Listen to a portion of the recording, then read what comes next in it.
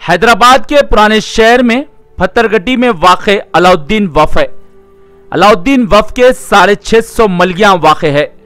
ये 650 मलगियाँ, इसमें दुकानदार वक्फ बोर्ड के किराएदार है। लेकिन इस मौजूदा वक्त में भी ये लोग 300, 400 या 600 किराया वक्फ बोर्ड को देते हैं। बसुक जराए से ये भी पता चला है कि कई ऐसे दुकानदार है, कई सालों का किराया वक्फ बोर्ड को बाकी है। फत्तरगट्टी पे अगर किसी की दुकान होती है, वो किराए पे दिया जाता है तो किराया 1 लाख होता है या फिर 80,000 से किराया शुरू होता है। लेकिन इस मौजूदा वक्त में भी ये लोग 300 रुपए, 400 रुपए या 600 रुपए किराया वक्फ बोर्ड को देते हैं। मौजूदा वक्त में चेयरमैन मोहम्मद सलीम है, लेकिन कोई किराया नहीं बढ़ाया गया और कई सालों से कई दुकानदार तो वक्फ बोर्ड को किराया भी नहीं दिए। और ये फत्तरगट्टी के 650 दुकानात वक्फ बोर्ड के डायरेक्ट मैनेजमेंट में आते हैं। आपको ये भी बात बता दे, ये अलाउद्दीन वफ़ वो अलाउद्दीन वफ़ है, निज़ाम पीरियड में मक्के में माली इमदाद भी इस अलाउद्दीन वफ़ से पहुंचाई जाती थी। लेकिन आज हालत क्या हो गई है, इसके आखिर कौन जिम्मेदार है। इस मौजूदा वक्त में मलगियों का किराया लाखों रुपए होता है और लॉकडाउन पीरियड में लोग किराया नहीं देने पर फत्तरगट्टी में कई मलगियों से उन्हें खाली करवा दिया गया। लेकिन आज अलाउद्दीन वफ़ के तहत जो 650 मलगियाँ हैं, इस मौजूदा वक्त में भी ये किराया देते नहीं हैं और ये समझते हैं कि ये हमारे बाप दादा के मलगियाँ हैं और हम वक्फ बोर्ड को किराया दे या ना दे, कोई पूछने वाला नहीं है। और ये भी इत्तला मिली है कि ये लोग किराएदार वक्फ बोर्ड के हैं, लेकिन दूसरों को किराए पे मलगियाँ देकर महीने को लाखों रुपए की रकम उठाते हैं।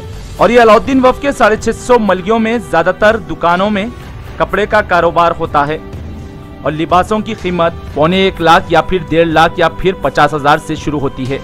लेकिन वक्फ बोर्ड को 300, 400 या 600 किराया देते हैं। और अलाउद्दीन वफ़ की इमारत के नीचे एक मलगी है, थोड़े थोड़े दिन को वो दुकान का नाम बदल दिया जाता है। आखिर माजरा क्या है, ये वक्फ बोर्ड ही जाने और ये मलगी वाले जाने।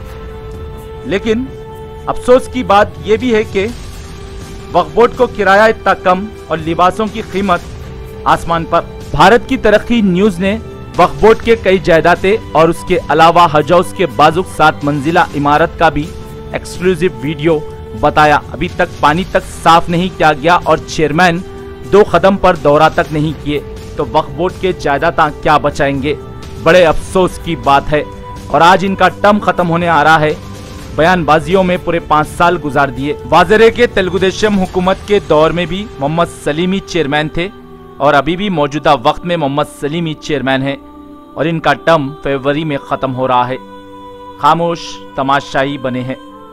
आपको बता दें, अकबरुद्दीन अवैसी ने भी इस मलगियों का जिक्र ऐवान असेंबली में किया था और बरहमी का इजहार करते हुए कहा था कि जो लोग किराया नहीं देते हैं उनके ऊपर कार्रवाई की जाए और उनके दुकानों को सील किया जाए।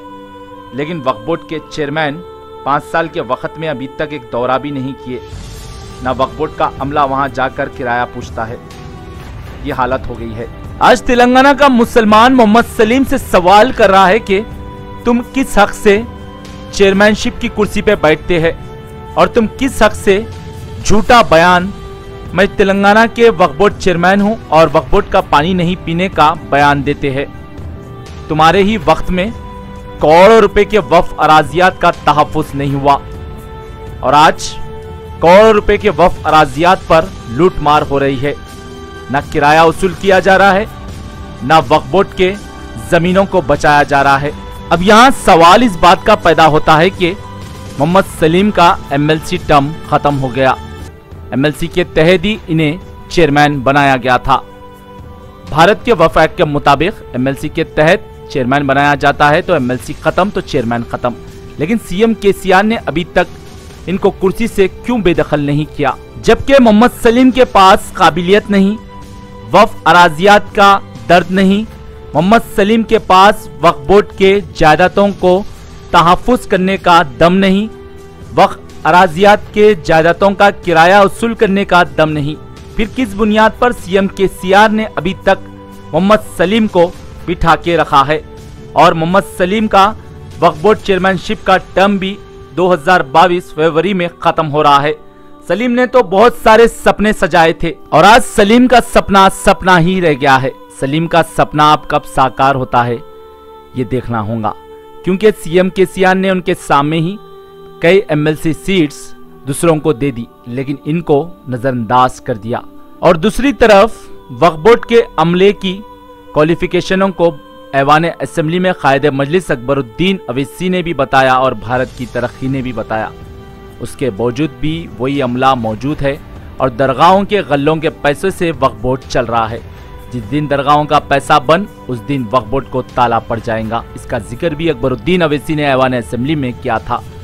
ग्रेजुएशनों के पोस्ट क्वालिफिकेशन नहीं के बराबर और तनख्वाह महीने को 1-1 लाख उठाया जा रहा है और वो दरगाहों का पैसा इलों को तनख्वाह दिया जा रहा है, जबकि अभी तक इलों के ऊपर कोई कार्रवाई नहीं हुई। आज तेलंगाना की बात की जाए तो तेलंगाना में मुसलमानों का एक बड़ा तबका नौकरियों से महरूम है और बच्चे ग्रेजुएशन करके भी नौकरियों से महरूम है। लेकिन वक्फ बोर्ड में कम पढ़े लिखे ग्रेजुएटों की पोस्ट और महीने को 1 लाख रुपए तनख्वाह दी जा रही है, वो भी दरगाहों के पैसों से।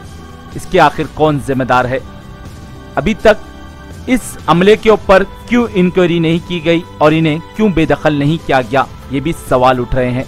ब्यूरो रिपोर्ट, भारत की तरक्की। किराया नहीं देगा तो हुकूमत उनके कारोबार को, उनके दुकान को भी ऐसे ही तरीके से सील कर देगी। ये उनकी जागीर नहीं है, मदीना बिल्डिंग है। मैं चीफ मिनिस्टर साहब से कहूंगा, मदीना बिल्डिंग के वो जो दुकानें हैं 200 रुपये 400 रुपये किराया दे रहे हैं और अगर एक पगड़ी लेंगे तो 1-2 करोड़ रुपये होते हैं। तो ऐसा ये लोग समझ रहे हैं कि औकाफ की जमीन इनकी जागीर है। जो लोग किराए पर हैं उनको भी कहना चाहता हूं, मार्केट वैल्यू से किराया दो, बकाया नहीं दिए तो वो भी दो, नहीं तो ये हुकूमत तुम्हारे दुकानों को भी सील करेगी और ये डिफॉल्टर्स को जेल में पहुंचाएगी। ये अल्लाह की अमानत है, ये अल्लाह की अमानत है, ये किसी और की नहीं है। मैं चीफ मिनिस्टर साहब की नजर में लाना चाहता हूं। वक्फ बोर्ड वाले तो कोई रिकॉर्ड नहीं दे सकते। That is Waqf board sir. Waqf board तबाह और बर्बाद हो रहा है सर। वक्फ बोर्ड कैसे चल रहा है मालूम सर आपको? ऑनरेबल स्पीकर साहब, ये बड़े पहाड़ की दरगाह, जहांगीर पीरा की दरगाह यूसुफ बाबा शरीफ बाबा की दरगाह और फिर बाबा शरफुद्दीन साहब की पहाड़ी की दरगाह, यहां पे जो हुंडियां रहते हैं ना साहब, वो हुंडियों में जो पैसा आता है वो कितना है मालूम सर आपको? एवरी ईयर 7 करोड़ आते हैं। वक्फ बोर्ड का एनुअल बजट कितना है मालूम साहब आपको? 9 करोड़। अगर हुंडियां बंद हो गए तो वक्फ बोर्ड बंद हो जाएगा। हुंडियों से आ रहा है। और सर आपको मालूम होगा वक्फ बोर्ड की इतनी जायदादें हैं, वक्फ बोर्ड का किराया कितना आता है सर? 1 करोड़ या 1.5 करोड़।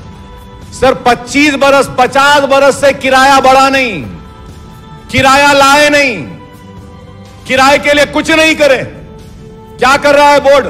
सर अगर सही तरीके से किराया रिन्यू कर देंगे ना सर, तो 5 से 6 करोड़ रुपए तो सिर्फ किराए में आ सकते हैं। लैंड जो इनके हैं उसको अगर डेवलप करेंगे तो 8-10 करोड़ रुपए किराया आ सकता है।